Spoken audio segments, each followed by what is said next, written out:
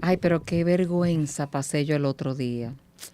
La pregunta es, ¿qué hacemos con la vergüenza? ¿Cómo la manejamos? ¿Qué sacamos de esos eventos vergonzosos? De eso vamos a hablar el día de hoy, así es que no te lo pierdas. Aquí estamos en confianza. Qué vergüenza. En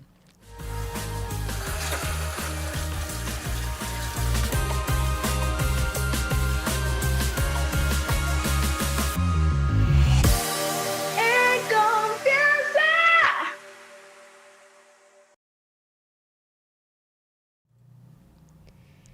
Yo creo que casi todo el vivo se ha visto en situaciones muy vergonzosas y hoy vamos a conversar un poquito porque necesitamos tener algunas herramientas para sobrepasar situaciones que ciertamente son difíciles.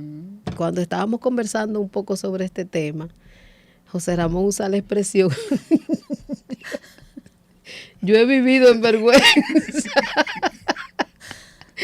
Yo quiero decir algo sobre una vergüenza que yo pasé, pero nos gustaría empezar, aunque sea definiendo un poco, José Ramón, qué es la vergüenza o que tú nos comentes un poco sobre eso y después yo voy a decir ese testimonio que tengo sobre una vergüenza que pasé.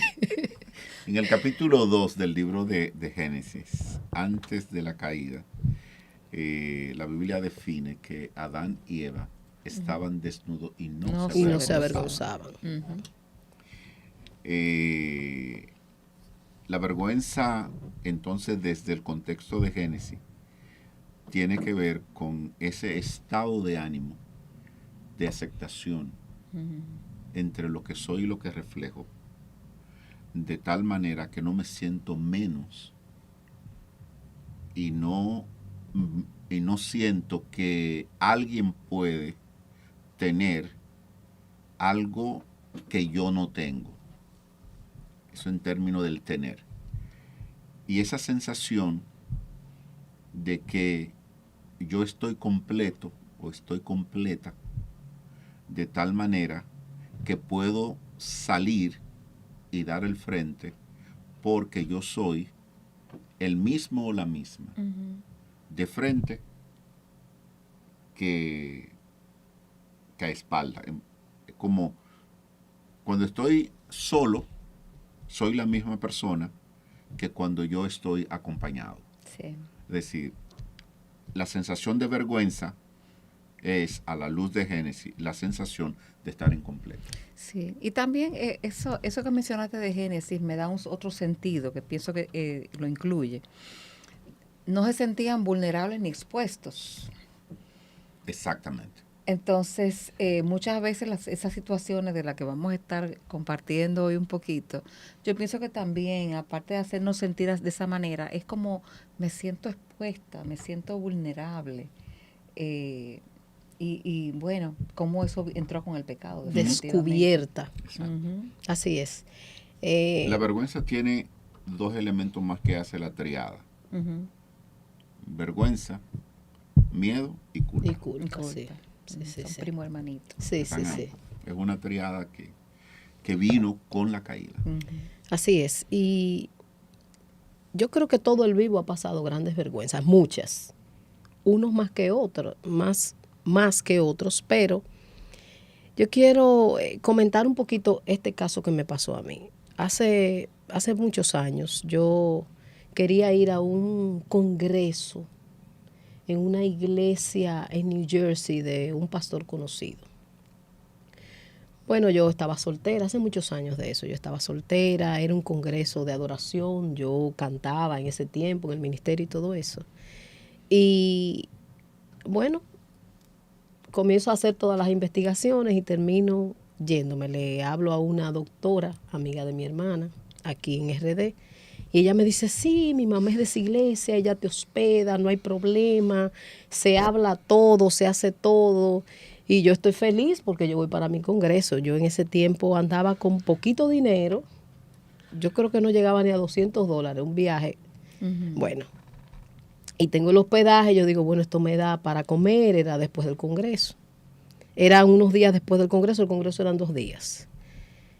Yo llego al congreso, se acaba el congreso. Cuando yo llego, que vengo desde el aeropuerto al congreso, la iglesia me recoge, pero la señora que me va a hospedar está sentada muy adelante y yo no quiero interrumpir y yo me quedo atrás y no me presento con ella ni nada. El tema es que se termina el evento y yo me acerco a la señora, me presento y comienzo a caminar cerca de ella porque me voy con ella.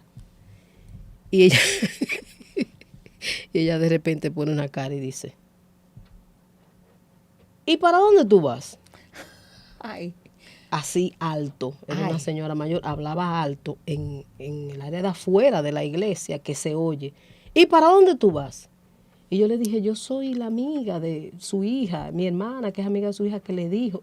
Eso yo lo había, como decimos nosotros, coordinado, amarrado todo aquí. Pero yo no, ¿cómo que a mí? No, pero que yo no, así alto. ay. No, pero que tú vas a mi casa, no, a mi No. casa. No, pero eso no puede ser. Es que yo no te puedo tener en mi casa. A mí me alquila un cubano, yo no puedo llevar gente ahí, no. A mi casa no va y se va caminando, que no me deja espacio a nada. Ahí yo me quedo frisada, avergonzada. Yo no conocía prácticamente a nadie en esa iglesia. Yo no sabía qué hacer. Primera vez en mi vida que yo tengo una experiencia que me veo con una maletica, que no sé dónde voy a ir. Me sentí muy avergonzada.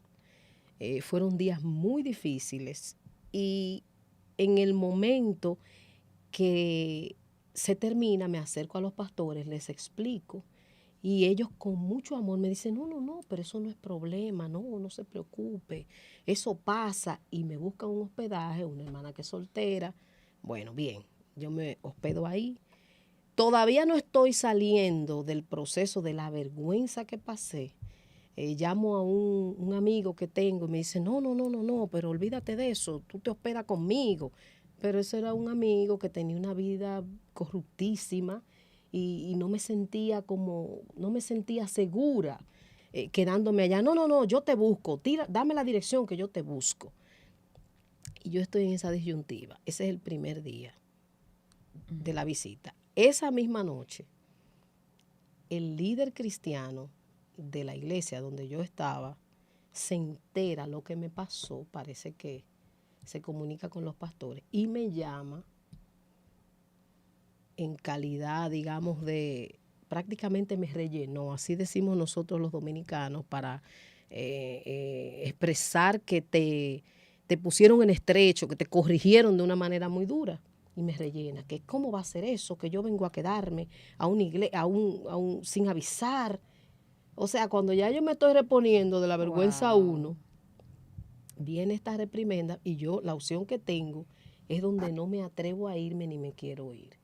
Pero como estoy puesta en estrecho, decido, bueno, me voy a ir. Pero cuando me voy a ir, los pastores de la iglesia me abordan y me dicen, no, nosotros no queremos que tú te vayas y me dejan ahí. En resumen, no fue la vergüenza de un hecho, fueron días de vergüenza. Yo me sentía sumamente humillada, me sentía dolida, me sentía menospreciada. Todo lo que se puede pensar una muchacha. Y yo sí recuerdo que en un momento de adoración muy hermoso, yo me ponía debajo de los bancos a adorar. En ese momento eran bancos y yo me metí ahí a adorar. Y en ese momento una persona que no conocía nada vino a orar por mí. Y fue una persona que Dios la usó para ministrar mi espíritu y mi alma y sanarme de ese proceso. Pero fueron días muy difíciles donde yo no sabía qué hacer y al final la pastora me dice, mira, Jesucristo menospreció la vergüenza. Wow, tremendo. Esa fue la palabra que me levantó de eso tan difícil. Entonces me pongo a estudiar esa escritura y tenemos dos tipos de vergüenza. Habla la escritura, él menospreció la vergüenza, el que era colgado en un madero, era una muerte vergonzosa. Estamos hablando de alguien que tiene un propósito, que es sin pecado, pero a veces nosotros pasamos vergüenza porque hemos procedido mal Así es. y nos manejamos malísimo. Y es un tratamiento de Dios para hacerte entrar en razón. Así es. Fíjate que el mismo salmista dice, bueno me es haber sido humillado. O sea, yo te necesitaba como ese jamaquioncito en algunos momentos. Y a veces esa vergüenza, así mismo como tú dices, es lo que me abre los ojos para que yo vea lo mal que he procedido. En resumen, para mí, ambas tienen el mismo tratamiento. La vergüenza es un hecho en tu vida y en la manera que tú lo entrones, te va a mantener siempre con esa sensación de que eres menos, de humillado, de que no vales. Cuando tú te siembras en tu corazón ese hecho que te avergonzó, esa persona que te humilló, que te dijo algo o que hizo algo y tú hasta perdiste bienes o perdiste tu puesto de trabajo y te quedas con eso en la mente y en tu corazón y tú lo anidas ahí, tú te vas a mantener siempre en ese estado de vergüenza. Y hay que sacudirse de eso, hay que salir de ahí. Y yo creo que la manera de salir es menospreciándola. Esa palabra, menosprecio, es que Jesús la despreció. Como cuando algo viene a ti y tú, yo no quiero eso. Ya. Y pues esa es una de las tantas vergüenzas mías. Ahora, lo que ha puesto en contexto Aura es justamente la vergüenza tiene que ver con la imagen que yo tengo de mí mismo y el trato que recibo. Sí. Cuando hay una diferencia entre la imagen que yo tengo de lo que yo creo que merezco y lo que me están dando, hay un desbalance, surge la vergüenza.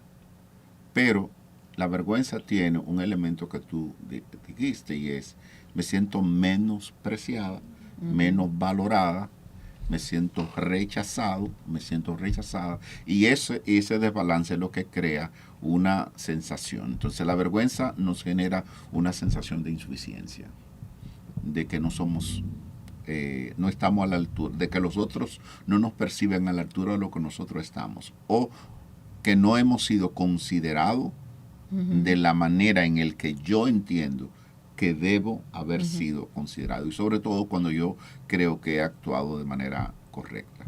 Entonces, la vergüenza, como tiene que ver con esa desbalance entre la imagen que yo tengo de mí y la forma en que la gente me trata, entonces yo tengo que ver qué es lo que Dios me dice. Y por eso Romanos capítulo 12, verso 3 dice, os ruego por la misericordia que ninguno tenga más alto concepto de sí que el que debe tener. ¿Por qué la advertencia que Pablo nos hace con relación a esa imagen que nosotros debemos tener de nosotros mismos? Porque cuando tú tienes una imagen más alta de ti, es posible que los demás estén aquí abajo mientras tú estás aquí arriba. Y ese desbalance siempre te va a permitir mantenerte en vergüenza. Porque tú estás aquí, según tú, y la gente te trata aquí. Ese desbalance. Cuando tú miras eso, entonces tú dices, ¿qué dice la Biblia? Dice, bueno, nosotros tenemos sentimiento de inferioridad. Y el sentimiento de inferioridad es el cultivo de la vergüenza. Así es. Por lo tanto, tú dices, ¿realmente qué dice la Biblia? Bueno, Salmo 8 dice que nosotros fuimos hechos un poquitito menor que los ángeles. Sí. Entonces, nos creemos ángeles. Pero usted está un poco más para abajo. Entonces, ubíquese. Bájese un poquito. Bájese. Usted está hecho un poquito menos. El tratamiento que tú estás pidiendo para ti es el tratamiento de ángel. Usted no es ángel. Bájese. Ok. Entonces, yo tengo sentimiento de culpa. No. Usted es culpable.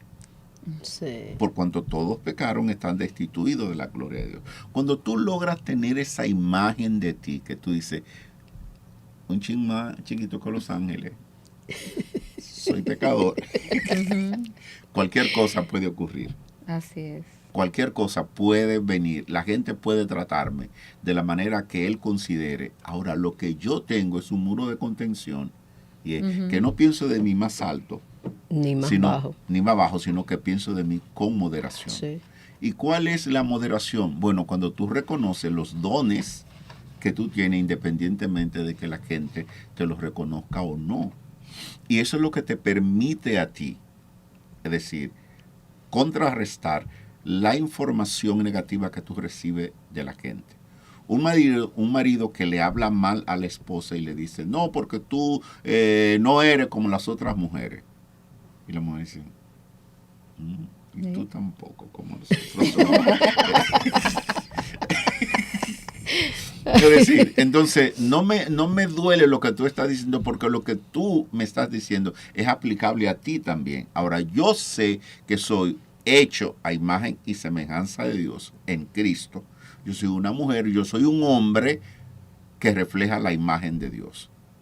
Esa imagen puede estar desdibujada por el pecado, ciertamente, pero no es solo en mí que se desdibujó la imagen. Se Es en desdibujó todos. en todos. Sí. Por lo Así. tanto, todos estamos en la misma condición. Eso te permite a ti lidiar con muchas de las situaciones. Tú decías la parte laboral, te despidieron. Y lo primero que tú haces es que me despidieron porque yo no sirvo. No, ¿y por qué es que tú no sirves? ¿Por qué no pensar que el jefe tiene una prima que le va a dar el puesto donde tú estás y te tenía que cancelar a ti? Es decir, ¿cuál es el no servir? No, es que hay condiciones que se dan en el ambiente laboral que no tienen nada que ver contigo. Sí. Ahora, hay algo ahí, José Ramón, deja que quiero Sí. rescatar que tú estás diciendo. Es que ese sentimiento de vergüenza muy a menudo está amarrado con mi historia. Si yo tengo una historia donde estoy esperando rechazo, me va a dar duro. Pero si yo nunca he tenido problema con eso, mira, José Ramón no me habló, me miró raro, no me va a hacer ningún efecto.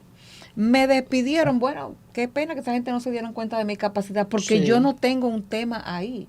Pero si ya yo tengo, y probablemente quizás si de ahora va a su historia, si la retomamos, y ella camina unos cuantos años atrás, probablemente hay una historia donde ella sintió rechazo en otro momento y fue susceptible a eso, y por eso ella lo interpretó como un rechazo público. Ciertamente hay personas que les pasan situaciones que son muy avergonzantes Y se ríen de y eso. se ríen. Entonces, y la pasan casi por alto. Y hay otras que se hunden en la misma situación. exacto. Entonces parece que hay algo que nos predispone más fácil. Hay una que está en nuestra vulnerabilidad, yo creo historia. que sí. Sí, pero vuelvo a decir, ¿por qué somos vulnerables a ciertas cosas y a otras no? Si yo recuerdo que estando en una ocasión haciendo un curso un poco largo en Costa Rica, había una profesora de origen argentino que me preguntó si yo no, la expresión es pena, no te da pena tu color. Es verdad. Te digo. Sí. Entonces, yo, como el concepto pena, es como Ajá. es decir, pero ella me está diciendo vergüenza. Vergüenza, Como no claro. te avergüenza, no sientes vergüenza de tu color.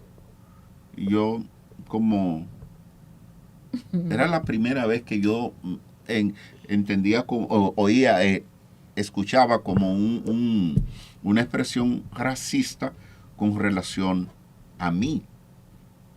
Porque honestamente en la República Dominicana nosotros no solemos vivir experiencia de esa naturaleza. Yo le digo, bueno, no, me dice, y cuando la gente te rechaza por tu color, no es que a mí, yo nunca he sentido rechazo por mi color. Y ella quería seguir ahondando por qué yo no sentía rechazo. Y yo, bueno, mi hermana, porque a mí no me importa que Dios no le haya dado color a otros. Sí, yo Ya. O sea, usted no tiene color. ¿tú entiendes? Decir, entonces ahí fue que de pronto ella sintió como, pero alguien puede también enrostrarme a mí. Claro.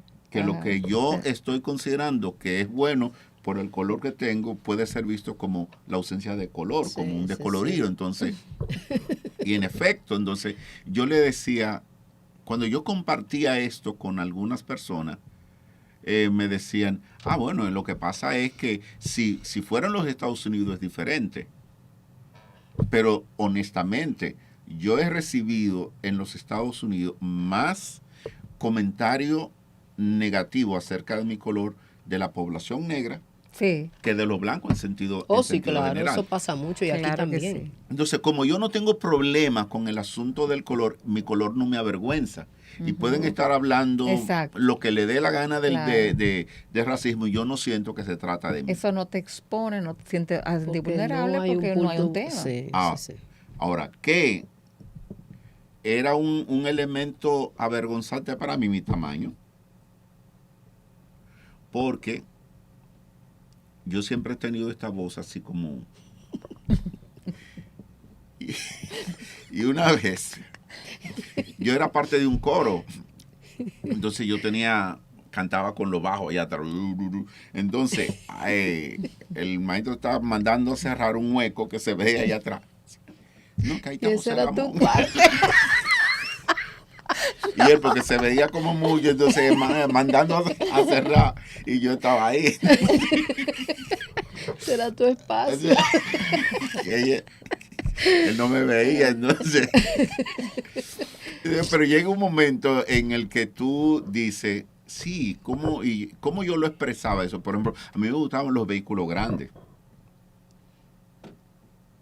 Y yo, hasta que sentándome con mi hermano Dunker y otro, yo entiendo, no, pero espérate, que esto es un asunto como que yo estoy fuera de foco. Es decir, yo tengo un tamaño, que es el tamaño normal en la República Dominicana. Aquí, que los grandes son la excepción. No son ¿verdad? alemanes. No, exacto. No. Entonces, llega un momento determinado que, como dice Ángela, si hay un trasfondo que puede conectar para avergonzarte. Ahora, cuando tú descubres la imagen tuya en Cristo, Eso es. y es ahí donde yo entiendo que los que conocen al Sí. Señor tienen un muro de contención contra la vergüenza. Ujú. Porque llega un momento determinado que la vergüenza es ausencia de transparencia. La gente tiene que saber. Claro. Es decir, hay veces que yo he estado en eventos donde llaman a los pastores santos varones para orar por otros pastores que están confesando algún tipo de debilidad o de cosas y necesitan. Entonces me llaman para que yo pase. Yo debo estar arrodillado ahí también. Entonces, no, yo no tengo por qué aparentar lo que no soy, porque el aparentar lo que no eres es lo que te provoca ese desbalance entre la imagen de lo que es y te vas a sentir avergonzado o te van a enrostrar públicamente que tú no eres lo que aparenta ni lo que tú dices ser. Y es ahí donde nosotros tenemos que cuidarnos. Y mira qué interesante que tú dices eso, porque justamente fue lo que Adán y Eva hicieron. Claro, O sea, sintieron vergüenza y ¿qué hicieron? Se cubrieron. se cubrieron, Mal cubierto, claro. Sí. claro. Porque eso es lo que hacemos. con Tenían el que andar tema. de frente todo el tiempo porque los delantares nada más cubren la parte de atrás. Entonces, nos hemos acostumbrado a cubrir nuestra vergüenza. Sí. Todavía lo estamos haciendo. Y por eso cuando alguien toca eso y nos damos cuenta de que no nos está cubriendo lo suficiente, ahí es que surge. De una vez El- entonces tratamos de cerrar. Yo Sí. creo también que cuando somos maduros, ya esa parte como que la hemos trabajado. Si ustedes se fijan, la vergüenza es muy común en los adolescentes. Sienten mucha inseguridad, casi cualquier cosa les produce vergüenza. Y así como tú decías, tiene que ver con la identidad. Cuando tenemos claro que el Señor dice que yo soy, las demás voces se subordinan y ya no importa. Exactamente. Claro, claro. Ya lo que piense, aún mi pareja, lo que piense de mí, Ujú. cuando en algunas ocasiones es una descripción que hasta denigra, eso a mí no me da problemas porque yo tengo la descripción clara. Pero también cuando yo misma no estoy clara en cómo me veo, por como tú dices, la historia, en quién soy, Ujú. ahí está la descripción. La dio el ser más importante El ser supremo no es cualquiera que la dio. Cuando yo me aferro a eso y me construyo y me edifico ahí, como dice la canción, salga el sol por donde quiera, él me ama. Sí. No importa lo que el Y otro esa, diga. retomando lo que ambos dijeron, y esa visión de mí misma es de los dos lados. Desde la parte, como decía el apóstol Pablo, miserable de mí, quien me librará de este cuerpo de muerte. O sea, hay muchísimas cosas en mi naturaleza caída y en lo que yo soy. Y eso, y yo hice las paces con esa realidad. Pero sé que en mí también opera y vive Cristo y que tengo su imagen y que ambas cosas conviven.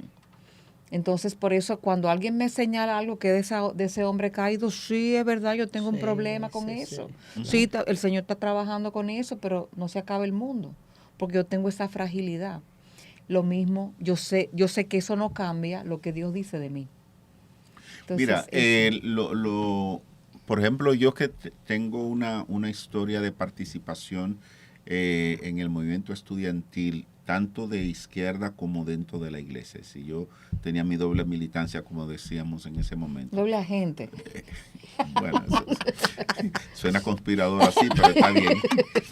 Pero yo estaba en el movimiento estudiantil de izquierda y yo podía salir de un estudio bíblico que tenía en la Facultad de Humanidades porque comenzó una movilización y entonces había que ir a defender la Universidad Pedra Limpia contra la policía. Entonces yo salí, entonces posiblemente me encontraba con algunos de los muchachos que iban a mi célula de estudios bíblicos. Recuerdo que estábamos analizando un material llamado Jesús el Radical y era Jesús contra los capitalistas de su época, hablando de los fariseos y de los cobradores de impuestos, Jesús con los rechazados, hablando con la mujer samaritana. Entonces eran estudios de esa que llevábamos. Entonces posiblemente muchachos que estuvieron, compañeros que estuvieron conmigo una hora antes en el estudio bíblico, entonces coincidíamos en el frente, en la Tiradentes, con José Contreras tirando piedra. Entonces, eso vivía eso sin ningún remordimiento. Así que en algún momento tú encontrabas gente que decía, ¿qué tú me vienes a hablar si tú? Ajá. Entonces, ok.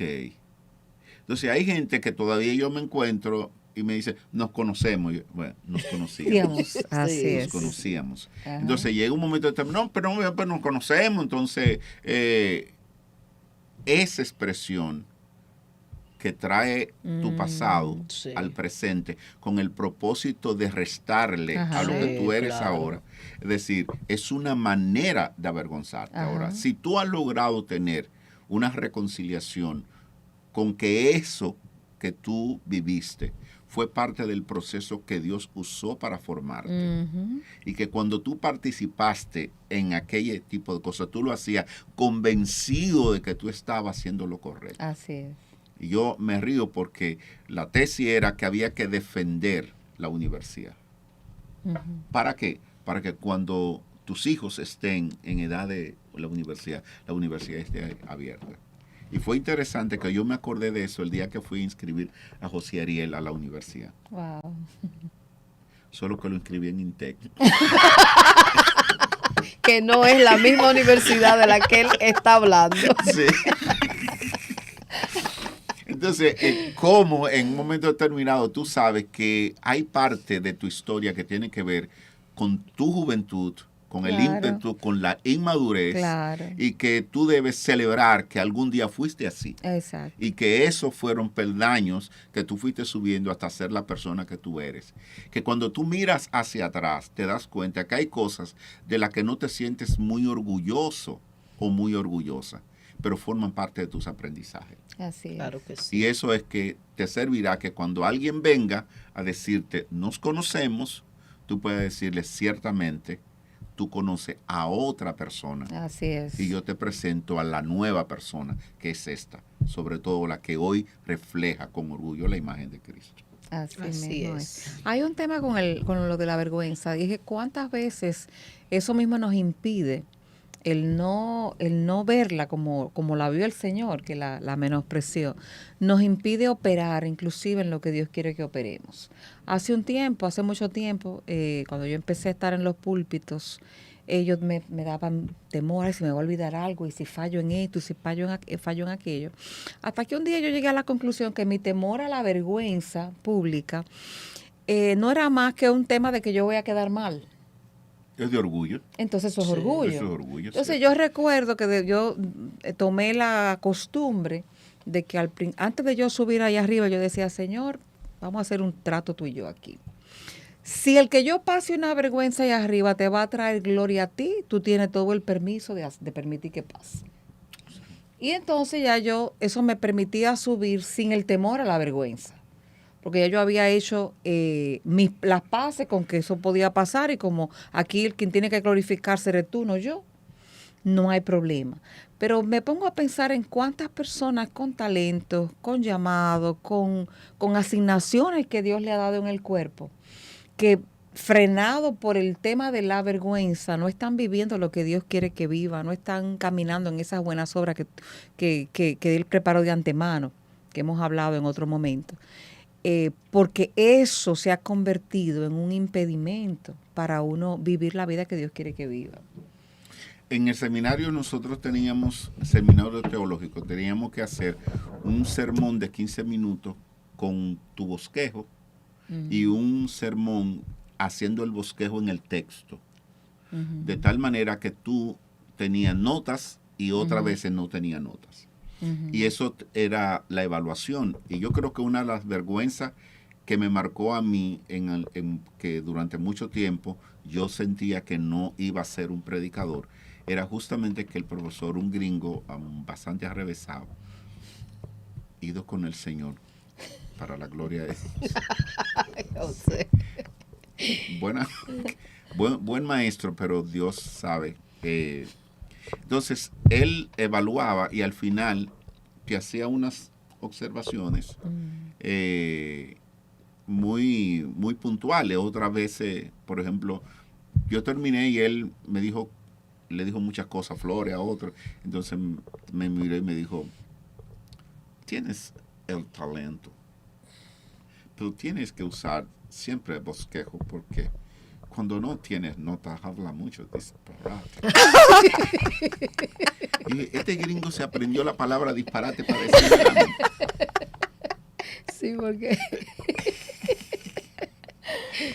Pero para mí eso pudo haber sido un freno. De hecho, yo no subo nunca al púlpito sin mis notas, a veces ampliadas. No solo el bosquejo, con notas ampliadas. Y para mí, eso que él me dijo fue avergonzante delante de mis compañeros, pero fue lo suficiente lesionador que hasta el día de hoy yo tengo un estilo de enseñanza muy preocupado, es decir, muy difícil que yo acepte pararme de manera improvisada.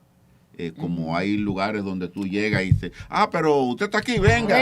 Abre tu boca, que yo la llevaré. No, olvídese de eso.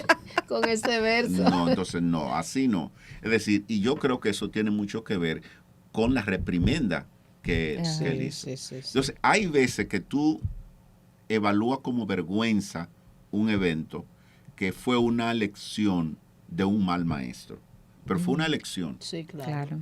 Es decir, pudo ser que él no tenía la forma, exactamente, pero en el fondo fue una enseñanza que te va a servir. Y yo creo que hay veces que si nosotros volcamos y decimos, bueno, si una hija de Aura tiene que ir a un evento, Aura se va a asegurar de que